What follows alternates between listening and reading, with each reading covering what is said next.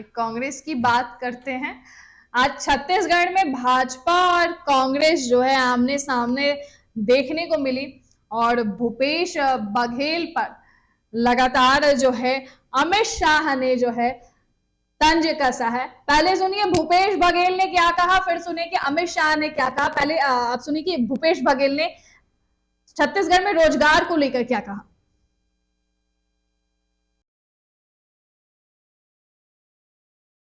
आने वाले 5 साल में 12 से 15 लाख लोगों को रोजगार की व्यवस्था छत्तीसगढ़ की कांग्रेस सरकार करेगी। और अंत में एक बात की घोषणा मैं करना चाहता हूं। अभी हमने नियुक्ति पत्र दिया। राहुल जी ने मुझसे कहा, क्या कोरोना के समय तुम्हारे यहाँ भाई स्टाइफन वगैरह देते थे 70, 80, 90% वाला? मैंने कहा साहब उस समय थोड़ी सी आर्थिक तंगी थी तो हमने वो व्यवस्था कर दी। राहुल जी ने कहा जो नौकरी में लगे हैं, जो 70, 80, 90% जो स्टाइपेंड था उसे समाप्त किया जाना चाहिए। और मैं राहुल जी के सामने घोषणा करता हूं, ये जो नई नियुक्ति मिली है उससे 70, 80, 90% की स्टाइपेंड नहीं होगा। ये मैं घोषणा करता हूं इन्हीं शब्दों के साथ, ताकि हमारे नौजवान जिनको नौकरी मिली है, जो 70, 80, 90% में प्रभावित हो रहे थे, उसे आज समाप्त करने की घोषणा करता हूं। धन्यवाद। जय हिंद, जय छत्तीसगढ़।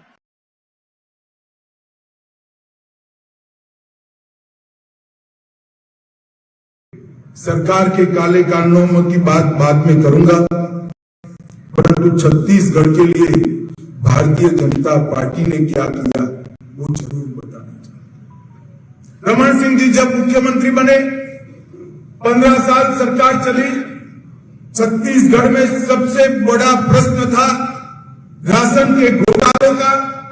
कांग्रेस सरकारों ने राशन जो देते थे इसमें बीच में चाव करने की व्यवस्था थी। रमन सिंह जी ने घर घर राशन पहुंचाने वाली पहली बार थंब इंप्रेशन वाली सिस्टम को इंट्रोड्यूस करने का काम किया। और मैं खुद घुमा हूं छत्तीसगढ़ में, गुजरात से प्रवासी कार्यकर्ता कर आया था। दूसरा चुनाव था, मुझे याद है।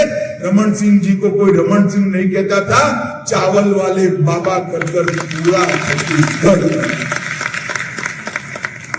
हमने अनाज को, हमने धान को गरीब की झोंपड़ी में पहुंचाने का काम किया। और मोदी जी ने जब धान भेजना शुरू किया, कोरोना के कालखंड में 5 किलो एक्स्ट्रा अनाज भेजा। ये 5 किलो अनाज ये भूपेश बघेल चाव कर गए और 15 किलो की जगह सिर्फ 10 किलो अनाज लेकर गरीबों का अनाज छीनने का काम, धान छीनने का काम ये भूपेश बघेल की सरकार। तो 12 से 15 लाख युवाओं को रोजगार देने की बात की। आने वाले 5 सालों में 12 से 15 लाख लोगों को रोजगार दिया जाएगा। और अमित शाह कह रहे हैं कि गरीबों के अनाज चुराने वाली जो है ये भूपेश की सरकार है। देखिए, आप आगे क्या करेंगे ये चीज इस चीज पे तय होता है कि आपने पीछे क्या किया। ठीक है, हर चीज ये इसी से होता है। मैं जो है 12वीं में कितने % मार्क्स लाऊंगा ये इस पे तय होगा कि आपने 10वीं में क्या किया था और अभी आपका क्या चल रहा है। अब हम बच्चे का टैलेंट तो उसी पे जज करते हैं ना, आगे क्या करेंगे वो अलग चीज है।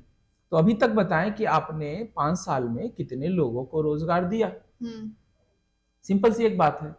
तो उसका आंकड़ा पहले जो है भूपेश बघेल जी को देनी चाहिए, क्योंकि वो ज्यादा जरूरी है। उससे जो है लोगों का विश्वास बनेगा। मैं इसमें कोई ऑब्जेक्शन नहीं कर रहा, लेकिन देखिए हर कोई अपने तरीके से बात करता है।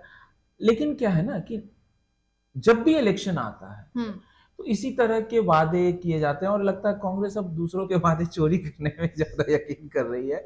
आप देखिए कर्नाटक में आपने आम आदमी पार्टी के 200 यूनिट बिजली फ्री उठा लिए, बस की टिकट फ्री उठा ली। अब यहाँ आपने 12 लाख बता दिया, जो कि तेजस्वी यादव जी बोल के बिहार में चुनाव के लिए अपने दम पे जो है अच्छी मतलब टक्कर दे दिया। और तो अब आप वो जो है 10 लाख कहे, आप 12 लाख, लेकिन वहां पे अंतर था कि उन्होंने सरकारी नौकरी कही थी, आपने रोजगार की बात कही है। तो ये एक विशेष अंतर है।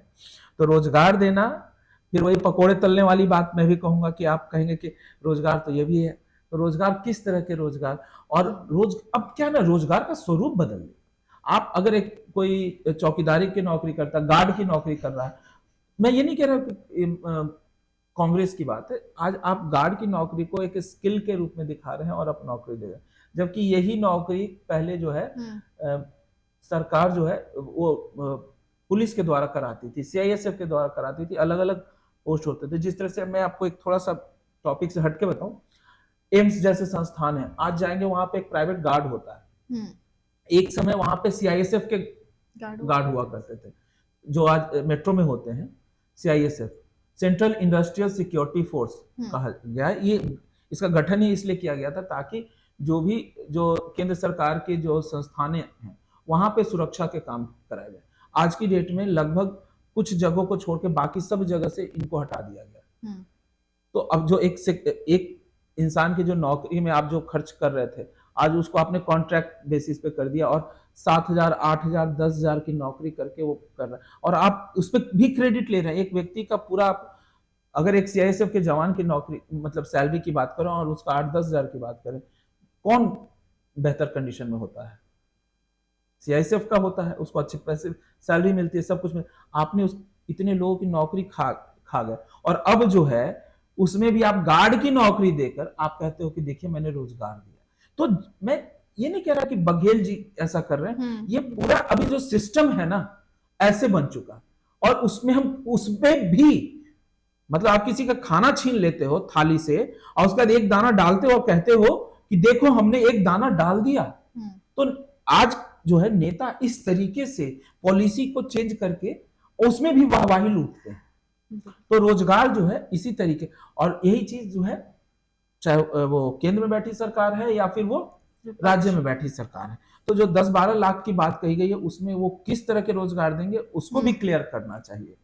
बात जो है जिस तरीके से अमित शाह जी ने कहा, तो देखिए वो तो ठीक है कि राशन चोरी किया नहीं किया, ये अभी इनका काम है। जब भी वो कुछ बोलेंगे तो उस पर 4 चीजें ये जरूर बोलेंगे, क्योंकि चुनाव है तो चुनाव में इस तरह की चीजें होती रहती है। और फिर वही है कि वादे हैं, वादों का क्या, तो ये चलते रहेंगे और हर जगह यही होगा। लेकिन अब जो मुझे, जैसे मैंने बोला कि क्या मतलब कांग्रेस जो है दूसरों की ही चीजें उठाती रहेगी, मैनिफेस्टो में से एक चीजें मिला के वो बनाती रहेगी, अपना तैयार करती रहेगी।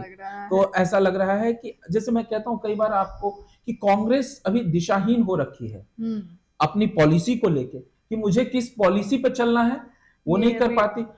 आप चाहे हिंदुत्व को लेके आप कभी कभी पक्के हिंदू साबित करने लगते हैं खुद को, कभी सेकुलर साबित कर, फिर वो हार्ड हिंदुत्व और सॉफ्ट हिंदुत्व की बात करने लगते हैं। तो आप अपनी आइडेंटिटी बनाए रखिए, वो ज्यादा जरूरी होता है। तो उसी तरीके से आज जो है पॉलिसीज में भी है, वहां 10 लाख तो आप 12 लाख पे आ गए।